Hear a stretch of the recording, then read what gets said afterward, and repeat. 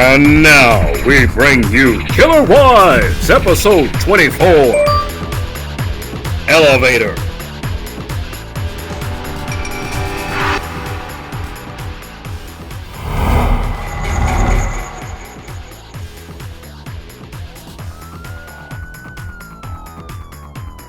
These are the case facts of Liz Matsunaga, who shot and dismembered her own husband. Isn't trust a bitch?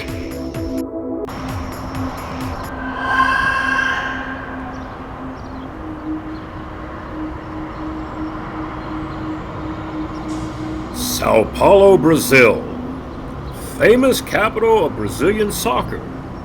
Carnival, but also made famous for the murder of one Mr. Marcos Matsunaga.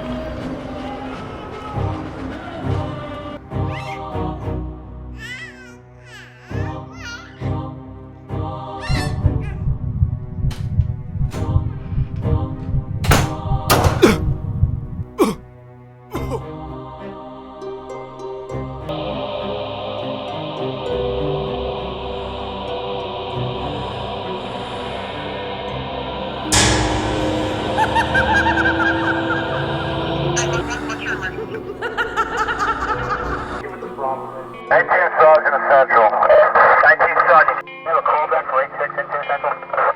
Negative K, nothing further. Just see the cabbie in the corner.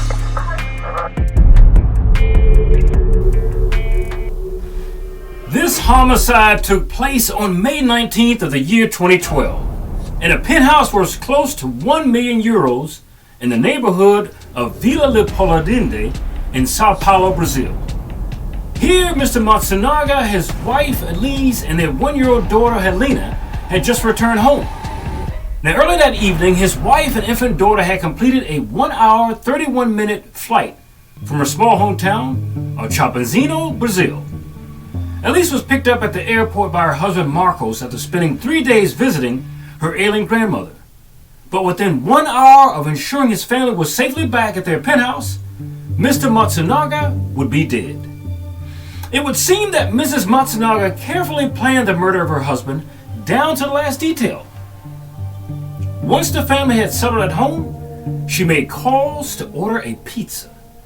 In doing so, she understood full well that the condominium complex that they inhabited had private elevators in which the delivery people were not allowed.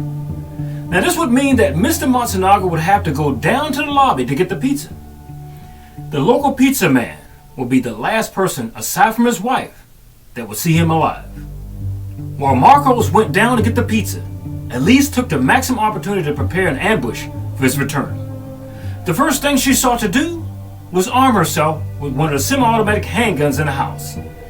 Elise knew full well that Marcos was much stronger than her, so she would only have one chance. If it went for a surprise, it would be almost impossible to kill him. In Marco's subsequent autopsy, it would show that the shot that killed the businessman came from a point higher than him and across his skull in a backwards motion. Now, in a minute, we are going to show you the actual last moments of Mr. Matsunaga's life. The grainy elevator security footage you will see captures Mr. Matsunaga's making trip down to the lobby and up again, only shortly after his family arrives home. Now, I invite you to pay close attention to this video, or you'll miss out on the entire plot of this particular film. Also, remember that all the while this murder is taking place, that the couple's 1-year-old daughter is in the next room sleeping. The man who just entered this elevator is Mr. Marcos Matsunaga. You are witnessing the images of a man who has less than 1 hour left to live. He had just went up the elevator with his wife and child a moment ago, and now he's making a return trip to the lobby. 2 more trips on the same elevator, and he will be alive no longer. Mr. Matsunaga has always taken this trip. This is just a mere trip up and down to finish off the plans that he had returning his wife from the airport with his little child.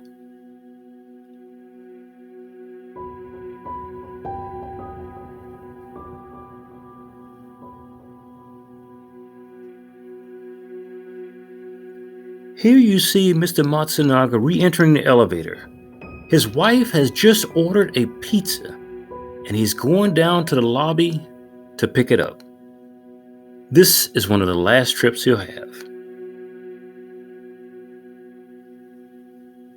In his hand, the pizza that she just ordered, which was nothing more than a preparation to take his life. She sent him to the lobby purposely.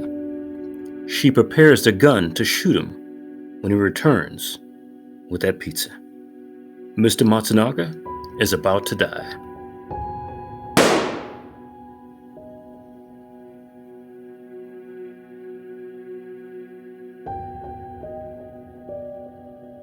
The next morning, instead of taking the main elevator, his wife is taking the service elevator.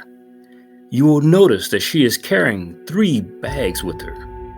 In those 3 bags are the chopped up remains of her husband, who she has shot in the head and then cut to pieces. Police will notice that when she returns to the residence, these bags will not be in her possession.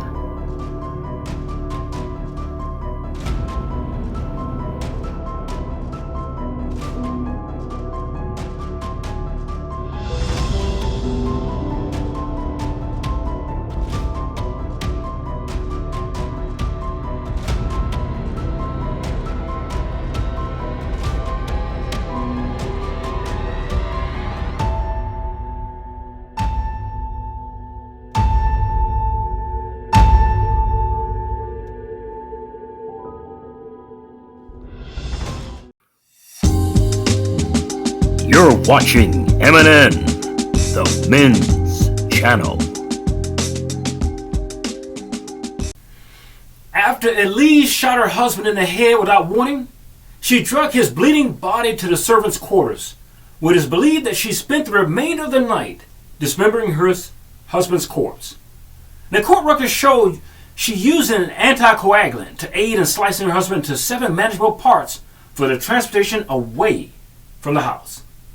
At first light the following day, she set out on a 40-mile round trip away from home to get rid of the bloody parts on the road to Kotia. Now, typically when a killer wife attempts to get rid of her husband's body unnoticed, she will use a method such as mutilation, because it is the only way, ladies and gentlemen, to maneuver a body that is in some cases much heavier than a wife's. Secondly, these women have a strong desire to save face in the communities in which they live. They have come a long ways, and they have a strong desire not to be seen as the murderers that they actually are. The suitcases in this situation, beyond transporting his body where she needed to throw it away, gave her a cover. Now, should anyone see her transporting these bags, they would never have imagined anything else but an innocuous trip by an innocent wife going somewhere. Before Elise left home that morning, she was sure to call the family's private nanny to watch her daughter. Now, this was the same nanny that her husband hired to assist his wife in the care of their child 24 hours a day, while she got rid of him this one particular trip. Now, but to know Mr. Matsunaga beyond just a husband and a father, you must see what he did for a living, not just at home.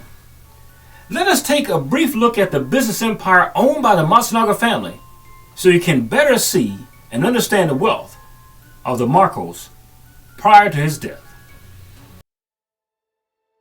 Marcos Matsunaga was the heir of the Yoki food fortune.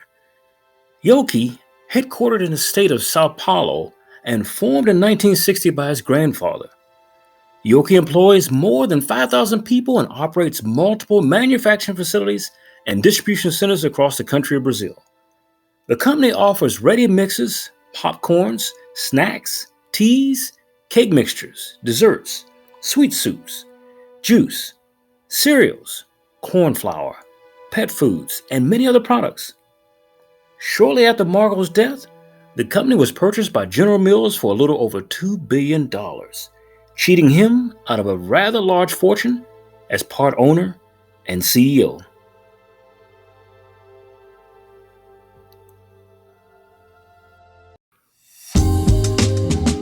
You're watching MNN, the men's channel.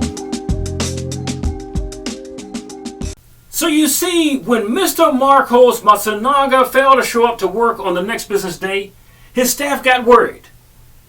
It was said that Matsunaga never missed a day at work, and that he was always prompt for business. But this day in particular, he was critically absent as CEO during the General Mills acquisition of his deceased grandfather's company. He needed to be there for that.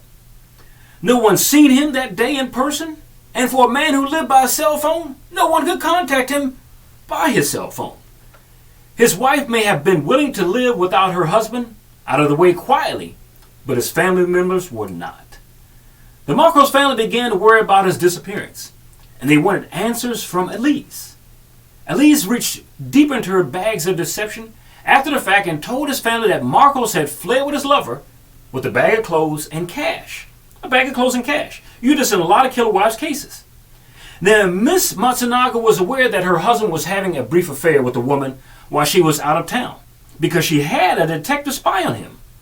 An affair nonetheless, but hardly a relationship that one would write off his life or his entire career and skip town over. No, not possible. She used the clever ruse of him leaving with cash to throw out the scent of him using his credit cards daily. She knew he used them. But while Miss Matsunaga was clever at killing her husband, she was not so adept at hiding his body parts. For this killer wife used neon blue garbage bags to contain his body parts. And it was those same neon bags that she scattered over 20 miles, minus the suitcases that she used to leave the house with. And they stood out like a sore thumb. Those neon blue bags on the side of the road stood out like a sore thumb. So to save herself when the police were closing in on his killer and the body that was missing, she reported him missing. Now, police immediately began a search for the missing executive from his home outwards to his last known location. Now, around this time, police not only discovered the elevator video you just witnessed, but also the video showing his wife driving off with those 3 luggage pieces, and she never returned with them. That was very suspicious. In effect, police determined that Mr. Matsunaga never left the house alive or his own power. Now, judging by the fact that he didn't jump off the balcony of the penthouse to the ground, and that he no longer existed at the home, he must have been in those suitcases his wife drug into the elevator. Now, 9 days after the murder, Marco's head was discovered in a suitcase and further body parts were found. His family was able to identify the dismembered corpse, and it was horrible, but they had to do it. Now, you will see here these pictures of his corpse. These are the actual photos of the recovered deceased. We have blurred them out and lined them out for our sensitive viewers.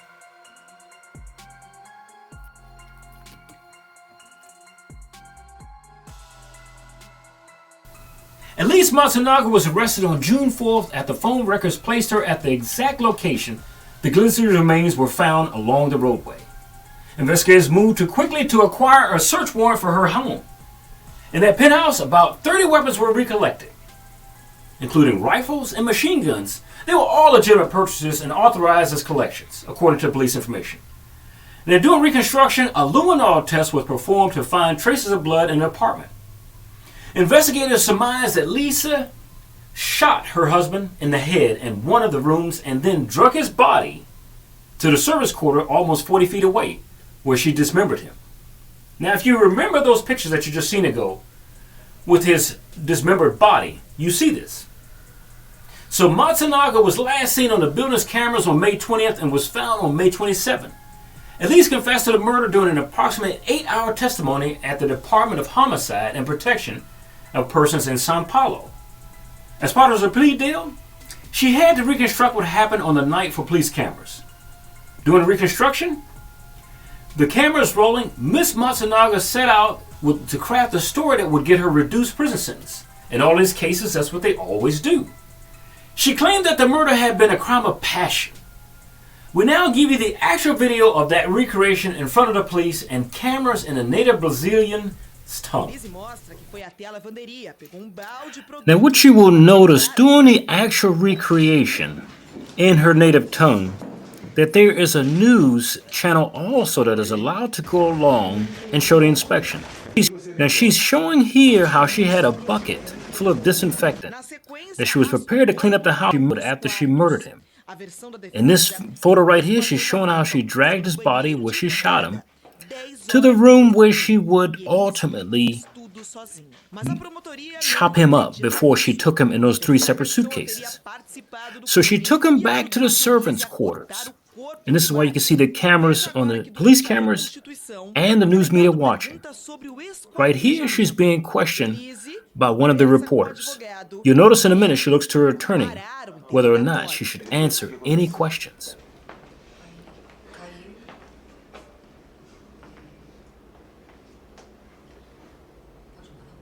And the reporter just says, it's just a simple question. So we go through this same type pulling exercise a couple of times for the defense and the prosecution in the case. So on one side, they want to show that she's a weak woman. And for the other side, for people who know better, a woman can pull a dead man by his arms.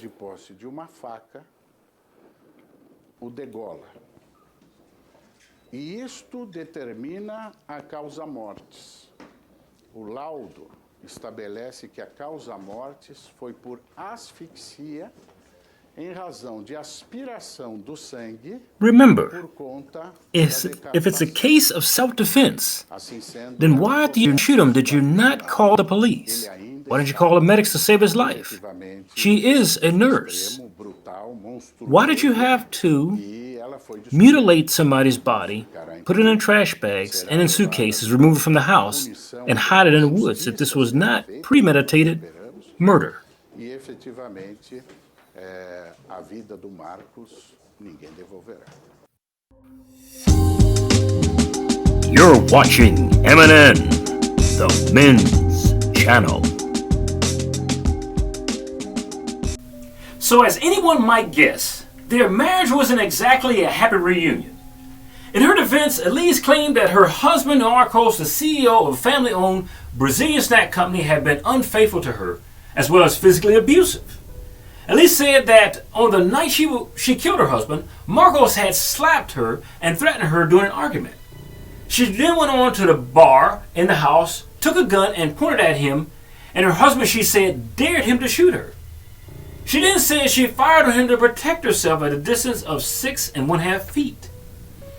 Then, according to Elise's version, recording the report, she changed the barrel of the gun, cleaned the place with disinfectant, and drug her husband to a room where she dismembered him.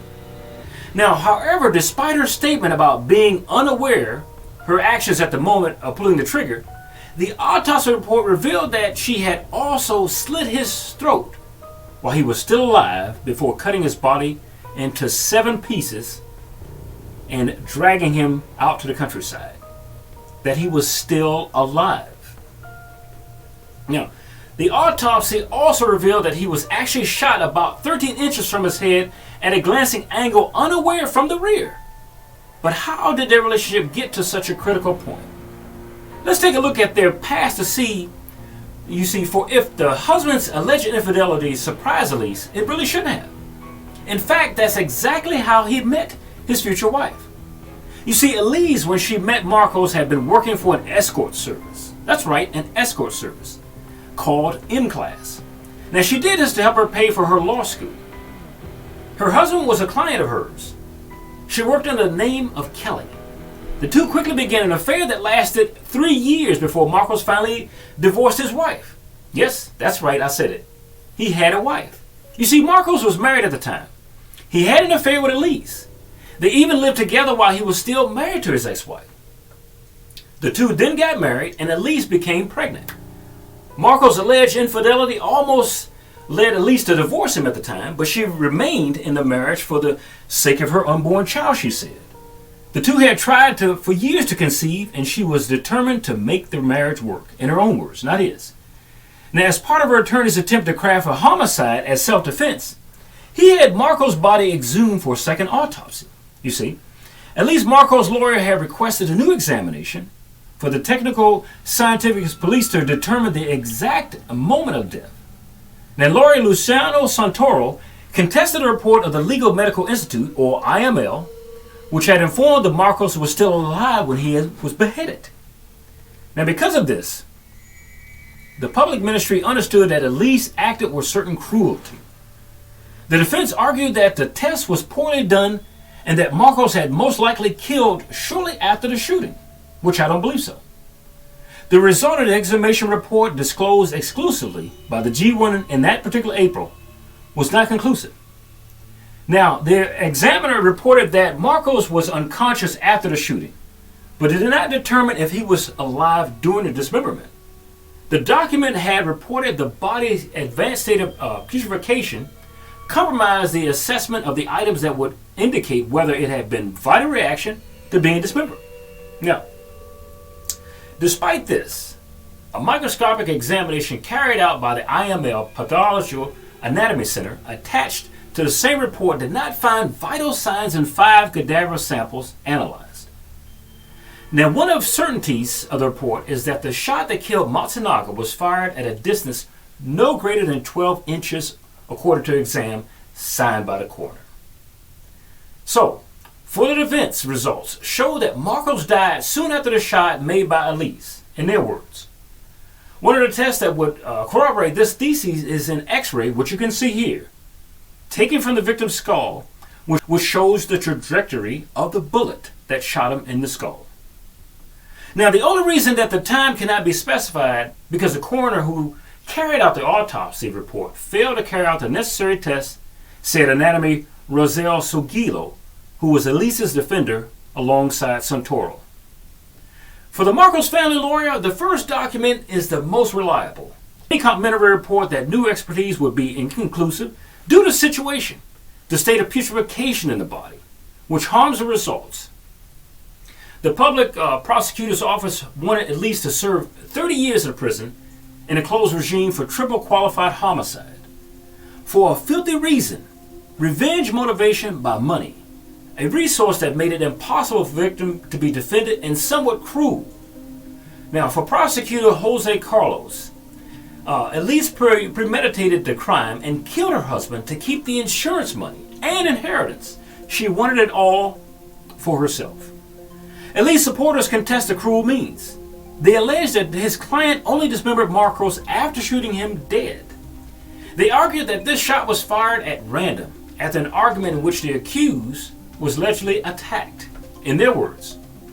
Now, Elise had recently discovered that Marcos was cheating on her with the call girl. That's true. She was also accused of concealing a corpse for having abandoned her husband's limbs, torso, and head at different points along the city. You're watching MNN, the men's channel. In closing, we give you an update on his wife's prison sentence. Elise Matsunaga was originally sentenced to 19 years but pled down to 16 years in prison for the death of her husband Marcos Matsunaga. In jail, she is now dating a student fellow prisoner. Now, he has tried to kill his own 71-year-old grandfather with a hammer, blows last year in Sao Paulo. The two are in prison together in the interior of Sao Paulo and share a bunk bed and semi-open shed. The student is a Tiago Neves, 23 years of age, and is a transsexual. He is serving a 5-year prison sentence for attempted murder. For Killer Wives, this is Charles Rivers. We thank you for watching, and we hope to see you again next time.